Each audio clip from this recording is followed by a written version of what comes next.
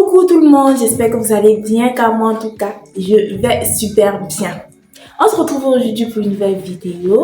Mais avant, si c'est ta première fois de passer par ici, je me présente, je suis Falia. Ici sur la chaîne, on fait des vidéos make-up, astuces beauté et on parle des faits de société.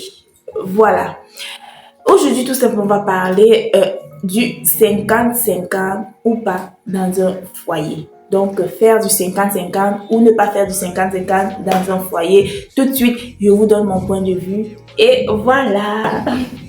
Je commence tout simplement par dire ceci. On se met en couple pour une vision future. Pour une vision ensemble du futur et non pour tout simplement des papillons qu'on a dans le ventre. Voilà. Donc, avant de vous mettre en couple ou alors avant de vous projeter à vivre ensemble, fonder un foyer, il faudrait au préalable discuter sur un certain nombre de choses, notamment la question financière. Ce que beaucoup ne font pas et se retrouvent plus tard en train de divorcer. La majorité ou sinon la plupart des couples divorcent à ce niveau-là parce qu'ils n'arrivent pas à s'entendre financièrement. Ce que les hommes ne savent pas, c'est que la totalité des revenus du salaire de la femme est consacrée à 100% à sa famille. Donc, rien ne sert de lui demander de faire du 50-50 encore. Parce qu'au contraire, vous restreignez.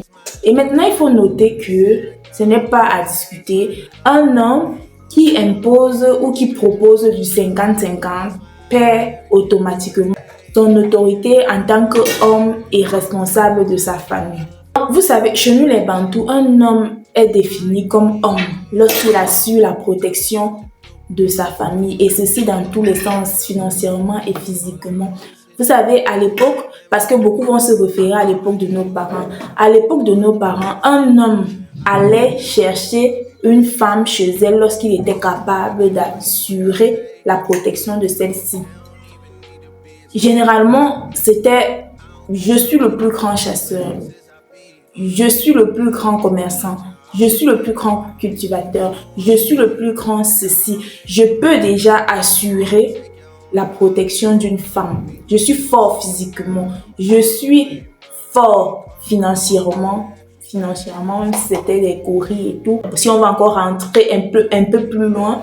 Et maintenant, la femme, quant à elle, devait s'assurer d'être une bonne femme au foyer, une femme propre, une femme qui prend soin de son mari et de ses enfants, une femme qui conseille son mari dans la nuit, une femme qui ne crie pas, qui ne crie pas sur son mari, qui attend lors d'un débat quand tout le monde est parti avant de souffler quelque chose à son mari, qui n'entrait pas dans les débats des hommes et tout. La femme devait s'assurer d'avoir cette éducation-là. Mais de nos jours, beaucoup de choses ont changé.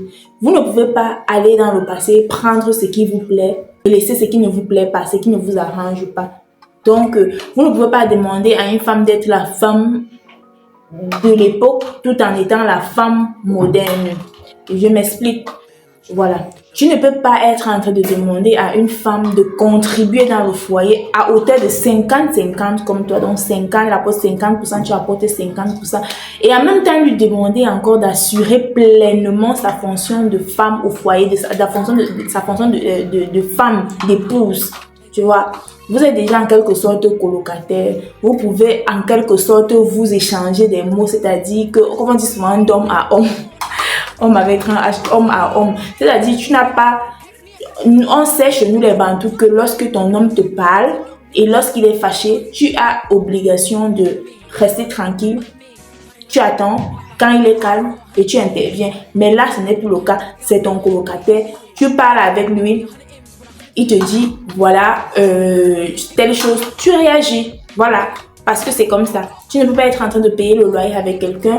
Tu ne peux pas être en train de gérer les factures d'électricité, les factures de tout ce qui arrive à la maison et dire encore à la femme demander encore à la femme d'être entièrement soumise au point où, voilà, genre soumise comme si tu prenais entièrement soin d'elle. Non, tu as démissionné d'une partie de tes fonctions. C'est tout à fait normal si elle veut démissionner aussi d'une partie de ses fonctions pour te rejoindre. Donc, À la maison, il y a 2 coqs désormais, au lieu d'un seul coq. Il y a 2 présidents. J'ai fait une vidéo où je parlais un peu de comment il fallait respecter son mari et tout.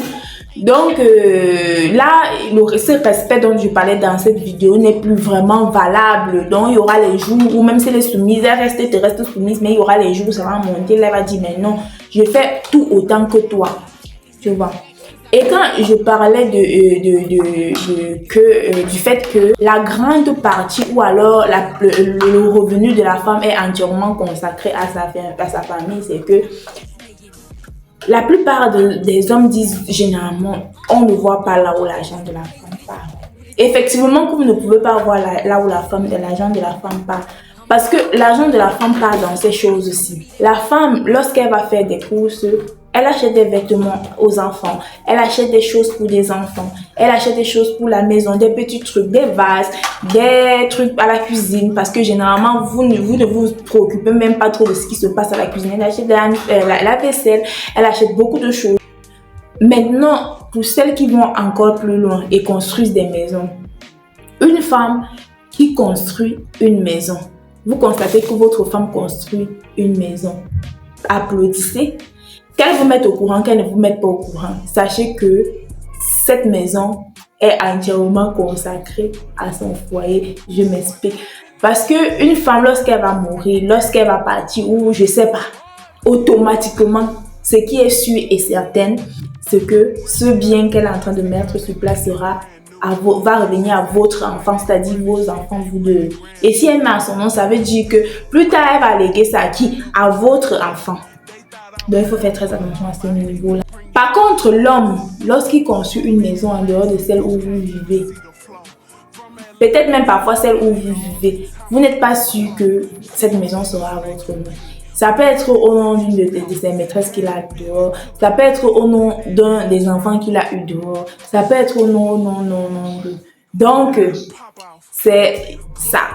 Le salaire ou le revenu d'une femme est consacré toujours. Ça tourne, mais l'aéroport de son revenu est toujours son foyer, sa maison. Donc, en gros, monsieur, n'acceptez jamais ou ne proposez jamais le 50-50 si vous voulez rester le mal dominant dans votre couple, si vous voulez rester le seul chef, celui-là qui décide dans votre famille. N'acceptez pas le 50-50. Ça vous rabaisse. Franchement, votre place n'est plus respectée. Vous voyez un peu cette situation-là où la femme veut sortir et monsieur ne veut pas qu'elle sorte. Il dit, je cite, Madame, tu ne bouges pas, tu restes là.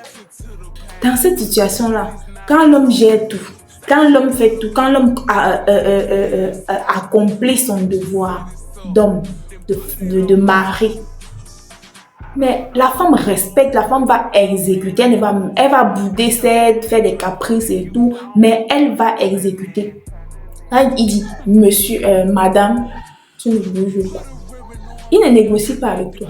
Il n'y a pas de négociation. Il a dit, tu ne bouges pas, tu ne bouges pas. Très souvent, ça fait plaisir. Ce truc-là, genre, cette petite domination-là, vous ne savez pas, mais en réalité, on aime ça. Quand monsieur dit, madame, tu ne bouges pas. Ou madame, tu vas où? Tu as les comptes à rendre, madame. On t'a épousé, on t'a doté, donc voilà, donc tu as les comptes à rendre. Par contre, toi, tu ne peux pas lui parler comme ça. Monsieur, tu vas où? Bon, tu peux demander, tu peux poser cette question, mais d'une façon un peu plus... mais ce que, entre guillemets, monsieur, sachez qu'on aime ça. On aime quand vous nous dites, madame, tu vas où? Tu ne bouges pas. Va dans la chambre. On peut être maso comme ça. Il faut également noter que l'homme et la femme ne sont pas égaux. L'homme va faire des choses que la femme ne pourra jamais faire et vice versa. Je prends le simple cas de l'accouchement. La femme accouche et l'homme n'accouche pas. En gros, pour moi, la femme a un rôle et l'homme a le sien. Donc, la femme doit s'occuper sagement de la maison, faire des courses, faire tout ce qui est travaux ménagers, entretien de la maison, tout ce qui tourne autour de la maison, les enfants et la propriété de son mari, le physique de son mari, elle-même prendre soin de tout ce qui est ménage dans son foyer. Et l'homme a le devoir et l'obligation de ramener de l'argent à la maison, c'est sa fonction là-bas. Regardez un peu cette situation où, lorsqu'on arrive à la maison et qu'on trouve la maison sale, les trucs désordonnés, on va pas se poser la question de savoir si vous faites 50 que c'est monsieur qui lave les aspirations, c'est monsieur qui lave le sol. C'est madame qu'on regarde. Si on trouve les enfants mal habillés, les enfants avec les nez, les enfants un peu crasseux, c'est madame qu'on regarde. Le jour où le bailleur vous met dehors, c'est-à-dire que le bailleur vous demande de sortir de la maison parce que vous ne payez pas, qui on regarde? Monsieur qu'on regarde. Vous voyez que même la société l'impose. C'est ça. On ne vous demande pas. Il y a des situations où on regarde monsieur, il y a des situations où on regarde madame. Donc, rentrez tout simplement dans vos fonctions de départ. Attention, je ne demande pas aux femmes de ne jamais sortir 5 francs parce qu'il y a des femmes qui le font. Hein. Moi, personnellement, je ne vois pas où va aller mon argent si ce n'est dans ma maison. Je ne vois pas. Je peux de temps en temps faire des présents. Et puis aussi, quelqu'un ne veut pas dire. Parce que moi j'appelle. Tu ne vas pas empêcher à monsieur de faire les présents aux gens. Et toi-même, il ne va pas t'empêcher de faire les présents aux gens. Je peux de temps en temps faire des présents.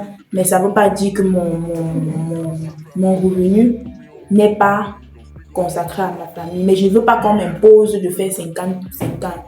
Et les filles, il faut noter qu'un homme qui est vraiment amoureux de sa femme, que ce soit dans le mariage ou dans le concubinage, il ne te laissera jamais faire un certain nombre de choses.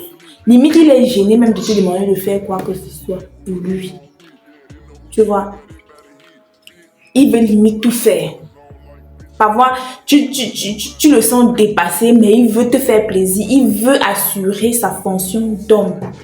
Ça, c'est un homme qui t'aime vraiment, un homme qui comprend vraiment que non, il est dans sa fonction d'homme. Et presque tous les hommes sont comme ça. Un homme qui impose du 50-50, c'est parce qu'il a vu en toi, il n'y a pas assez d'amour, il n'y a pas assez de ça, de ce truc-là qui fait en sorte qu'il ait peur de te perdre. Parce qu'un homme sait que s'il n'assure pas sa fonction principale, sa fonction, qui est sa fonction d'homme, un autre homme pourra le faire. Et par conséquent, il a peur. Donc, il veut tout le temps te faire plaisir, être à la hauteur.